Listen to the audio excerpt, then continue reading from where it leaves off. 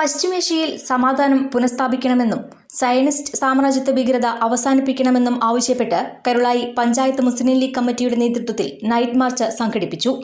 ഗസയിലെ വംശഹത്യക്കെതിരെയും ഫലസ്തീൻ ജനതയ്ക്ക് ഐക്യദാർഢ്യം പ്രഖ്യാപിച്ചു നടന്ന മാർച്ചിൽ വൻ ജനപങ്കാളിത്തം ദൃശ്യമായി.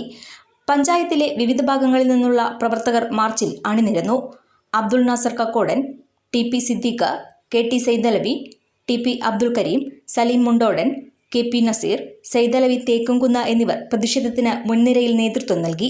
Saidalavi Kaladi, Irshad Kakkodan, Mithilaj Chemban, Abdul Razak P, Ansar P K, Firoz K, Yusuf TP, Shareef K, Sakeer Valambram, Jamsheer P, Sameer K, Ashiq P, Muhammad Ali കോഴിമണ്ണിൽ തുടങ്ങിയ നേതാക്കളും മാർച്ചിൽ സജീവമായി പങ്കെടുത്തു. ലോകസമാധാനത്തിന് ഭീഷണിയാകുന്ന സാമ്രാജ്യത്വ ശക്തികൾക്കെതിരെ പ്രാദേശിക തലത്തിൽ ശക്തമായ പ്രതിഷേധം ഉയർത്തേണ്ടത് അനിവാര്യമാണെന്ന് മാർച്ചിന് നേതൃത്വം നൽകിയവർ അഭിപ്രായപ്പെട്ടു. KL 71 news, Karulai.